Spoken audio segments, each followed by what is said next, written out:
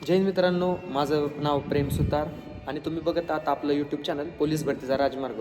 तर आपल्याला आज मी तुम्हाला जी माहिती सांगणार आहे ती खूप इम्पॉर्टंट असणार आहे, कारण आता पोलीस भरती येणारी जवळ येत आहे. आपल्याला एक 15 ते 20 दिवसामध्ये पुढच्या तुम्हाला पोलीस भरतीची ॲड आपल्याला पडलेली दिसेल. सर्व जागा सुटतील. जून जुलैमध्ये आपली पोलीस भरती जी आहे त्याची प्रक्रिया चालू होईल. म्हणजे कोणती ग्राउंडची, तेव्हा प्रक्रिया चालू होईल. पहिल्यांदा ग्राउंड होईल, फिजिकल होईल. तर त्याच्यामध्ये तुम्हाला मित्रांनो करायचं आहे काय, तर आता आपलं जे शेड्यूल आहे ते आता शेड्यूल जवळपास आता आज 18 दिवस शेड्यूलचा चालू आहे.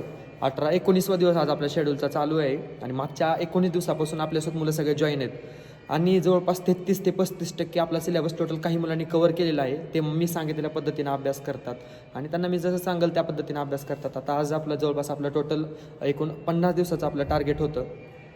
त्याच्यामध्ये आपले 19 दिवस कंप्लीट झालेत. म्हणजे तुम्ही 19 तारीख 51 म्हणजे तुम्ही विचार करू शकता त्याचा 33.33% आपला सिलेबस संपलेला आहे. आणि जे मुलं माझ्यासोबत होते त्या मुलांचा ऑलरेडी सिलेबस कव्हर झालेला आहे 33%. आणि त्यांना पेपरला मार्कही चांगले पडतात. ते सर्व मला रिस्पॉन्स देतात. ते आपलं टेलिग्राम चॅनल आहे. टेलिग्राम चॅनलचं आपलं नाव आहे पोलीस भरतीचा राजमार्ग. आणि तुम्हाला जर काही म्हणजे मदत हवी असेल त्याच्यावर मी नोट्स पण टाकलेल्या आहेत, जसं की मॅथच्या झाल्या, मराठीच्या झाल्या, शब्दार्थ झाले, सर्व क्रांतिकारक, सर्व समाजसुधारक, सर्वांच्या नोट्स मी तिथे टाकलेले आहेत. तुम्हाला तिथे PDF मध्ये सर्व नोट्स मिळतील. प्रश्नपत्रिकाही खूप साऱ्या टाकलेल्या आहेत, जसं की संभव प्रश्नपत्रिका, त्यानंतर पण मी स्वतः तयार केल्या प्रश्नपत्रिका त्यासुद्धा त्याच्यावर टाकलेल्या आहेत. तुम्ही ते माझं चॅनल जाऊन टेलिग्रामचं चेक करू शकता. तर मित्रांनो, पोलीस भरती चालू करताना आपल्याला काही गोष्टींचा म्हणजे अंदाज नसतो, कारण आपण एखाद्या म्हणजे नवीन क्षेत्रामध्ये उडी घेतलेली असते. मी तुम्हाला एक नवीन मुलांसाठी सांगतो, जे मुलं जुने आहेत त्यांच्यासाठी नाही, त्यांच्यासाठी खूप महत्त्वाचे आहेत. जसं की समजा आता एखाद्या मुलाची दुसरी भरती असू शकते, तर मागच्या भरतीमध्ये राहण्याचं कारण काय असू शकतं, की समजा त्याच्याकडून मागच्या वेळेस काही चुका झाल्या, ज्या चुका त्याला अजूनही समजल्या नसतील, पण मी आज जो व्हिडिओ बनवत आहे त्याच्यामध्ये त्याला त्या चुकामध्ये समजू शकतं. आणि कसं असतं मित्रांनो, आपण जर चुकत असेल ना तर एखाद्याचं आपण ऐकून घ्यायचं ह्याची क्षमता जर ठेवली ना तर 100% आपण आयुष्यामध्ये यशस्वी होणार. तर मी तुम्हाला आज काय अशा 6 गोष्टी सांगणार आहे, ज्या गोष्टीमधून तुम्हाला समजेल की बाबा म्हणजे याच्यामध्ये माझ्याकडे किती गोष्टी आहेत, किती गोष्टी याच्यामध्ये घेतल्या पाहिजेत. तर पहिली गोष्ट आहे आपली त्याच्यामध्ये पेपरचं ॲनालिसिस करणं. जसं की मला मान्य आहे तुम्ही सगळेजण प्रश्नपत्रिका सोडवता. जसं की 100 मार्काची प्रश्नपत्रिका सोडवल्यानंतर ती प्रश्नपत्रिका मला सांगा तुमच्यातले किती जण प्रश्नपत्रिका वाचतात. जवळपास मी तुम्हाला सांगतो तुमच्यातले 50 ते 60% मुलं त्या प्रश्नपत्रिकेमध्ये फक्त किती प्रश्न चुकले तेवढे प्रश्न तुम्ही फक्त बघता. तर जेवढे प्रश्न मला असं म्हणायचं आहे की तुम्ही जेवढे प्रश्न तुमचे चुकले, जर तुम्ही फक्त चुकलेलेच प्रश्न बघसाल तर कसं असतं, आपण एखादा प्रश्न असा असतो की समजा तुम्ही एखादा प्रश्न घेतला, त्या प्रश्नामध्ये तुम्ही एखादं चुकीचं असेल तर त्याच्यामध्ये तुम्ही जर एखाद्या प्रश्नाला तुम्ही समजा आपण काय करतो, एखादा प्रश्न येत नसेल तर आपण त्याचं आन्सर 2 किंवा 4 असा आपल्या अंदाजे लिहून टाकतो. तर ते लिहून टाकल्यानंतर काय होतं की ते प्रश्न आपण बरोबरमध्येच आपण गिनती करतो, पण ते आपल्याला येत नसतं. आणि ऐन दिवशी एका दिवशी पेपरला जर समजा आपल्याला तो प्रश्न पडला तर आपण त्यावेळेस काय करतो की आपण जे आन्सर अगोदर लिहिलं असतं तेच आन्सर आपल्या डोक्यात राहतं, आपण त्याच आन्सरवर क्लिक करून येतो. तर त्यासाठी मला म्हणायचं की पेपर ॲनालिसिस करणं खूप गरजेचं आहे. एखादा प्रश्न जर आला नाही तर तो प्रश्न का आला नाही, तो कोणत्या ह्याच्यातला आहे तेही तुम्ही बघितणं गरजेचं आहे. त्यानंतर त्याच्या पुढची गोष्ट आहे दुसरी, ते तुम्ही पुस्तकं तुम्ही भरतीसाठी कोणती वापरावी.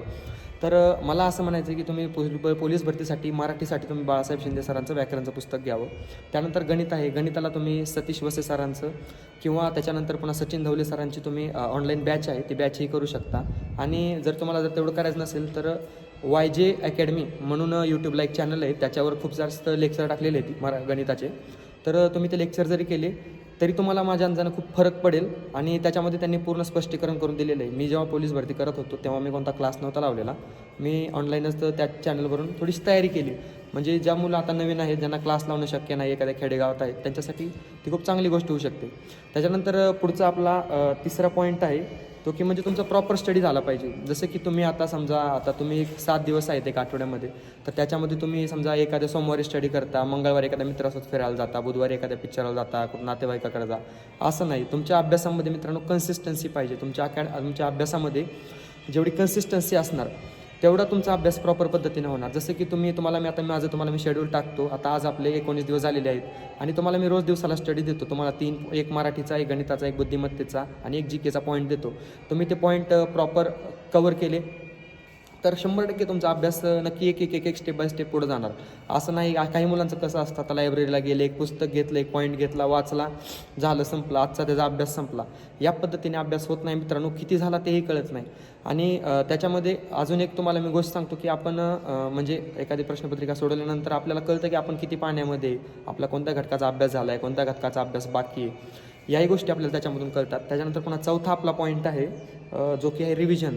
तर मित्रांनो, मला असं म्हणायचं आहे की आपण एखादी कॉम्पिटेटिव्ह एक्झाम देतो, जसे की स्पर्धा परीक्षा झाली, पोलीस भरती सरळ सेवेमध्ये मोडते, ह्या अशा आपण ज्या परीक्षा देतो याच्यामध्ये आपल्याला रिव्हिजन खूप गरजेचे असते. रिव्हिजन आणि म्हणजे दुसरं असतं MCQ. तर तुम्ही ज्यावेळेस एखादी प्रश्नपत्रिका सोडवता त्यामध्ये तुम्ही MCQ त्या प्रश्नपत्रिकेचे तुम्हाला माहीत असेल की लक्षात राहतात.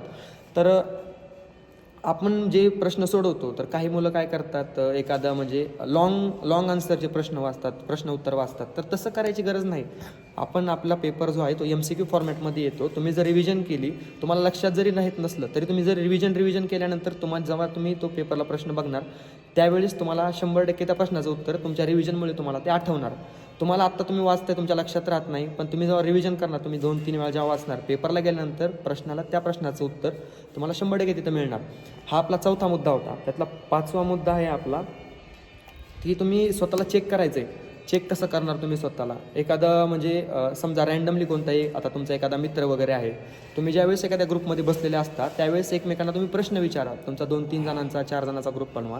त्या ग्रुपमध्ये तुम्ही एकमेकांना प्रश्न विचारा आणि तुम्ही एकमेकांना प्रश्न विचारल्यानंतर तुम्हाला त्यावेळेस कळते की तुम्ही किती पाण्यामध्ये. कारण तुम्ही असं स्वतःला प्रश्न विचारून बघा की बाबा म्हणजे मला जर एखाद्याला प्रश्न विचारायचा असेल तर मी कोणता प्रश्न विचारेल, त्याला सोपा प्रश्न विचारेल का मी? एखाद्याला समजा तुम्ही 3 मित्र बसता, तुम्ही समोरच्याला हा प्रश्न विचारता का 1 अधिक 1 किती येतं? असं नाही. तुम्ही तो प्रश्न विचारणार जो प्रश्न तुम्हाला कठीण वाटतो, तो प्रश्न तुम्ही समोरच्याला विचारणार. त्यावेळेस आपल्याला एखाद्या गोष्टीचं उत्तर माहीत असतं, पण ते जर एखाद्या लॉंग स्टेपनं असेल, जर तुम्ही त्याला विचारलं तर ते एखाद्या छोट्या स्टेपनं तुम्हाला तो उत्तर सांगू शकतो. आणि ज्यावेळेस आपण ग्रुप डिस्कशन करतो, ग्रुप डिस्कशनमध्ये जे मुद्दे आपल्या समोर येतात ते मुद्दे अतिशय महत्त्वाचे असतात. कारण त्याच्यामध्ये आपल्या डोक्यात राहतं की त्या टायमाला मला याने प्रश्न विचारला होता, मी त्याला प्रश्न विचारला होता, त्याने याचं उत्तर असं दिलं होतं आणि त्याचं उत्तर असं काढायचं असतं. त्यावेळेसच तुमच्या ती गोष्ट लक्षात राहते. त्याच्यामुळं ग्रुप डिस्कशन हा खूप मला महत्त्वाचा विषय वाटतो. आणि मला मान्य आहे मित्रांनो की याच्यामध्ये असे खूप मुलं असतात की जे म्हणजे ज्यांना येतं खूप काही पण ते सांगत नाही. तर त्यावेळेस तुम्ही काय करायचं आहे, टेलिग्रामवर आपले पोलीस भरती मंच आहे आणि आपलं ग्रुप डिस्कशन चॅनल आहे, त्याच्यावर तुम्ही तुमचे प्रश्न टाका. तुम्हाला काही मुलं उत्तर देतील. आपल्या अकॅडमीचा एखादा ग्रुप असतो त्याच्यावर आपण प्रश्न टाका. तर या पद्धतीनं तुम्ही तुमचा अभ्यास करायचा. तुम्हाला जर एखादा प्रश्न, जर एखाद्याची प्रश्नाची जर मेथड तुम्हाला जर मोठी वाटत असेल तर तुम्ही एखाद्याला विचारून बघा ना, त्याचं काही शॉर्ट लिस्ट होते का वगैरे. तर हा त्यातला 5वा मुद्दा. आणि 6वा मुद्दा आहे आपला जो की आहे आपण म्हणजे जे ग्राउंड आहे त्या ग्राउंडकडे पण आपण वेळोवेळी लक्ष दिलं पाहिजे की आपण आपल्या ग्राउंडचं शेड्यूल कसं पाहिजे. त्याच्या मागचा व्हिडिओ जो टाकलेला होता मी, त्याच्यामध्ये तुम्हाला मी ग्राउंड कसं करायचं, ग्राउंडचं पूर्ण शेड्यूल कसं बनवायचं, ह्या शेड्यूलबद्दल तुम्हाला मी सर्व माहिती दिलेली आहे. जर तुम्ही तो मागचा व्हिडिओ बघितला तर तुम्हाला ग्राउंडबद्दल होईल. आणि तुम्हाला मी आता काही मुद्दे सांगतो की जसं की आता म्हणजे काही मुलं आपल्या मॅथमध्ये खूप वीक असतात, तर त्या मॅथमध्ये वीक असणाऱ्या मुलांसाठी, जे मुलं खूपच वीक आहेत म्हणजे ज्यांना मॅथ काही कळत नाही, तर त्यांनी 100% मला वाटतं की कोणता त्यांनी क्लास लावला पाहिजे किंवा यूट्यूबवर तरी मी तुम्हाला सांगितलं YJ अकॅडमी म्हणून आहे, त्याचे तुम्ही लेक्चर केले पाहिजेत. आणि ते लेक्चर केल्यानंतर तुम्ही स्वतः पण घरी आपण काही प्रश्न सोडवले पाहिजेत, जेणेकरून तुम्हाला समजेल की म्हणजे मॅथ काय असतं. आणि बेसिकपासून चालू करायचं. मी आपल्या टेलिग्राम चॅनलवर मॅथचं जे आहे ते PDF टाकलेली आहे बेसिक मॅथची. तुम्ही ती PDF जरी कव्हर केली तरी तुमच्या बेसिकमध्ये गणित, बेरीज, वजाबाकी, दशांश अपूर्णांक ह्या सर्व गोष्टींचा सर्व अभ्यास होऊन जाईल. त्याच्यानंतर त्याच्या पुढचा विषय असा होता की मॅथमध्ये तुम्हाला मी सांगितलं मगाशी की मित्रांसोबत बसून तुम्ही करा, कारण तुम्हाला टेक्निक त्याच्याकडून काही समजल्या जातील. आणि त्याच्यानंतर एक मुद्दा असा होता की जे मुलं म्हणतात लक्षात राहत नाही, तर त्यांच्यासाठी सांगितलं मी की तुम्ही काय करा, ज्यांच्या लक्षात राहत नाही त्यांनी रिव्हिजन करणं खूप गरजेचं आहे. त्यांनी रिव्हिजन करा. आणि तुम्हाला मॅथमध्ये रिव्हिजन ही गोष्ट एवढी एकच अशी जी तुम्हाला त्यामध्ये परफेक्ट बनवून टाकेल. आणि तुम्ही कोणताही 100 मार्काचा पेपर घेतला तर तुम्हाला त्याच्यामध्ये परफेक्ट होण्यासाठी तुम्हाला अभ्यास करणं गरजेचं आहे मित्रांनो. आणि आत्ता भरती खूप 17,000 जागांची भरती निघणार आहे 2022-23च्या पूर्ण रिक्त जागांची. याच्यानंतर जी भरती निघेल ती फक्त 1 वर्षात जागा, म्हणजे एवढ्या जागा परत कधी मिळणार नाहीत. मागच्या वेळेस मोठी संधी होती, त्याच्यामध्ये जर तुम्ही राहिला असाल तर ही वेळेस परत संधी तुम्हाला भेटलेली आहे.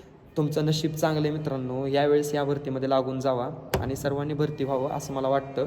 जर तुमच्या काही अडचणी असतील तर तुम्ही खाली कमेंट सेक्शनमध्ये टाका, मी नक्की त्याच्यावर माझा नवीन पुढचा व्हिडिओ आणेल. आणि तुम्हाला माझ्याकडून जर मदत होत असेल तर तुम्ही नक्की माझ्या चॅनलला लाईक करा, शेअर करा, सबस्क्राईब करा. धन्यवाद मित्रांनो. जय हिंद.